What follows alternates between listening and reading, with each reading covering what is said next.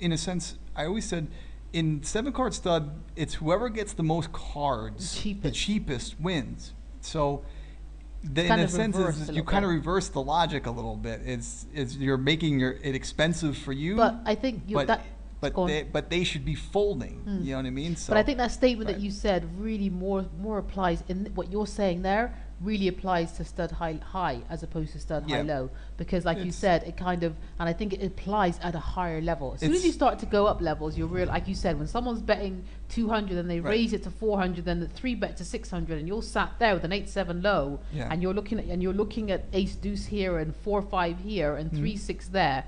You kind of have to fold, don't you? Yes, you kind of have to. In most cases, yes. But a lot of people don't. So. Just wanted to thank Villainplanet for coming to the broadcast. Vintage Slips is in the building. Yes, she is. This is the Your Mouth Poker Show. We're going to break. We love doing this show because we love playing around with the audience. And thanks for all the participation tonight. Wisecapper's in the house. Schwack's in the house. We got all kinds of people following. Thank you so much for watching. We're going to go to break. We'll be back in just a minute. I promise. We'll be back in just a minute, okay? Let's hope so.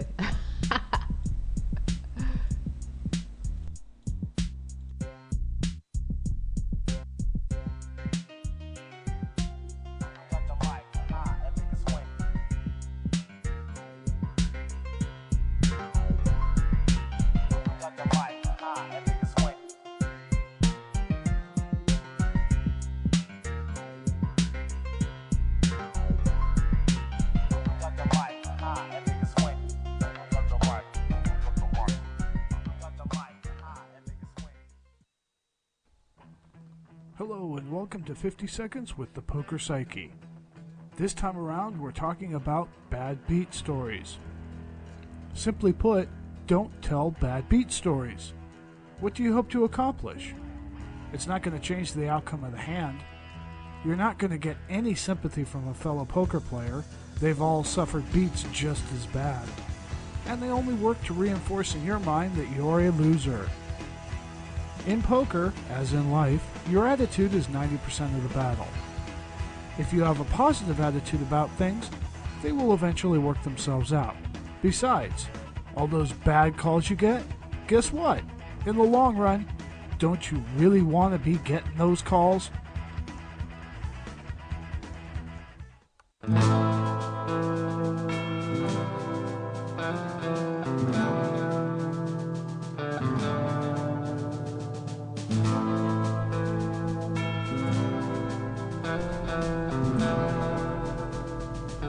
Hey everybody, we're back from break. The Your Mouth Poker Show is live every Sunday. You know that by now. Thanks to Villainplanet for joining us for the broadcast. And hey, we're working on a poker league too. I hope that a couple of the Villainplanet guys are going to be playing with us. Hope they're going to sponsor the league, maybe give a t-shirt away or so every month or whatever. We'll check it out. Who knows? Maybe a bunch of our members will start buying their t-shirts. What's going on? Let's buy some t-shirts from Villainplanet. I know I did. Get in there. Make bluff, not war. Go to our site, click on the link, and buy a t-shirt. There you go. And the forum is back. All kinds of great things are going on. We're totally live. What's up, PokerGob? Right, I wanted to talk about something else, and it's something that occurred to me recently, and happens all the time. And that's a little bit of table chatter, and you have it online, and you also have it obviously live at the table at a live casino. And there was two things that came up. I'll give 2 examples. First example, chap goes into, talks about, 9 out of 10 hands in stud high low are split anyway, right? Yeah. So he's giving his little tidbits of advice there, and then another guy comes out, chirps up as well with his bit of advice, and his bit of advice is, in stud high low, you should always try to not play high pairs, always play low, go for the low. Because he said go for the 32 cards. He was talking about the 32 hold on. low You know what I'm cards in gonna the do? deck. Wait a minute. And If that's the case, wait. Yeah. Before you go any further, with no further ado, this is Poker Psyche. Hold on. This one's called Teaching at the Table. Perfect. PokerGob.com. PokerGob.com. Hello and welcome to 50 Seconds with the Poker Psyche. This time around we're talking about teaching at the table.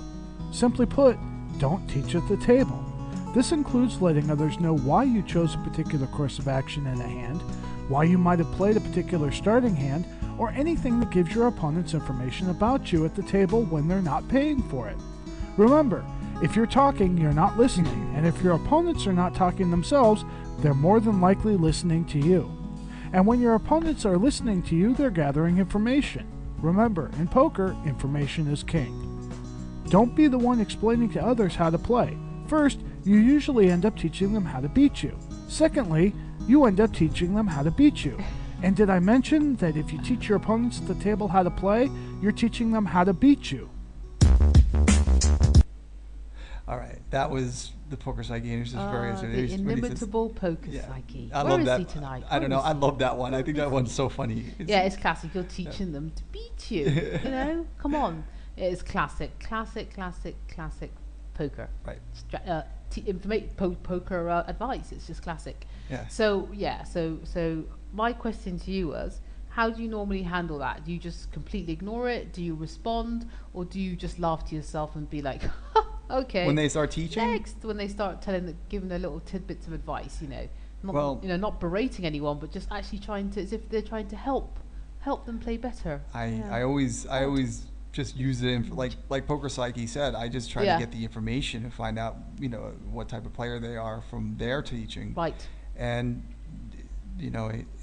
sometimes they're right. They teach very well, but it's just you can't understand why right they about would the do that. lose. Yeah, but I did love what the guy said about the situation about 9 out of 10 hands are split. And the reason why that was very enlightening is because I think the majority of high-low players do go on that philosophy. They try to go for the split as opposed to the scoop, and they reckon, well, because 9 out of 10 is split, I should just call.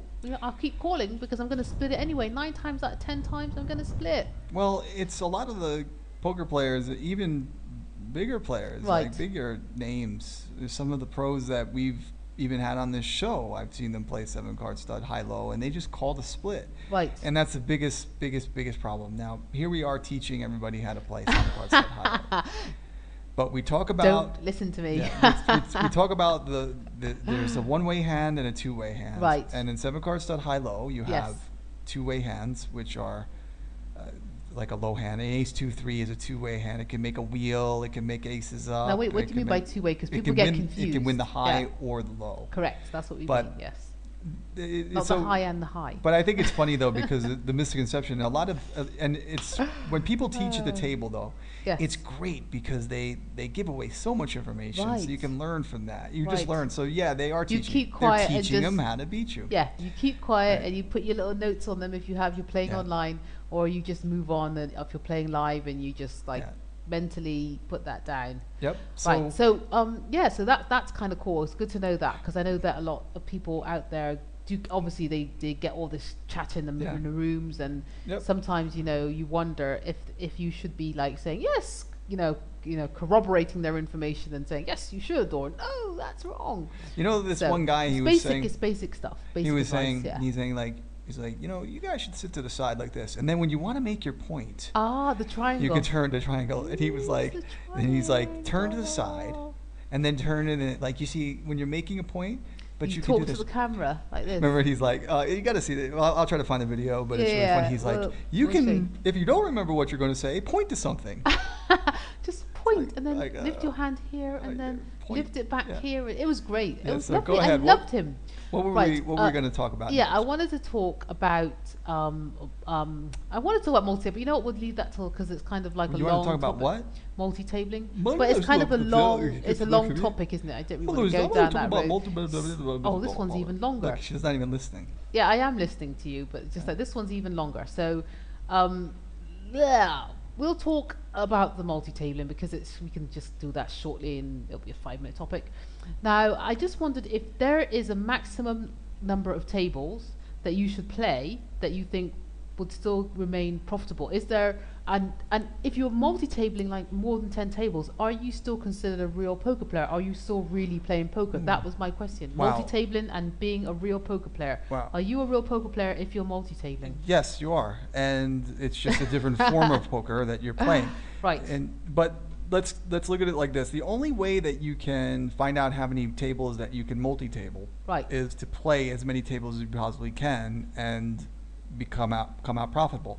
But now that you're getting into a situation where you're going hand by hand, you're not talking about, do I make $20 an hour? You're talking about, do I make 1 cent a hand, 5 cents a hand, $1 a hand, 50 cents a hand, and stuff.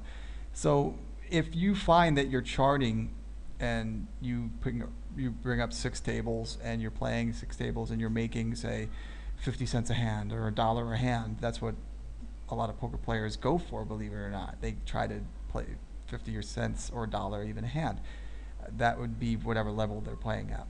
But generally $1 per hand. So you play 10,000 hands in a month, you make $10,000.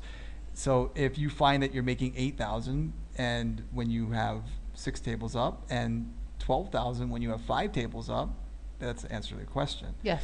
Now, that doesn't mean that every player can play 6 or 5, but it's to each their own, whatever you can make that $1 at. Yeah, I love what you're saying. What you're saying makes 100% sense, of course. But you have to try. But this is where it comes into. This is where it gets a little tricky. Tradition versus there's always a question in life when it comes to basically when it comes to technology versus tradition in a sense. Now, do you feel like somebody like Barry Greenstein would be like, oh yeah,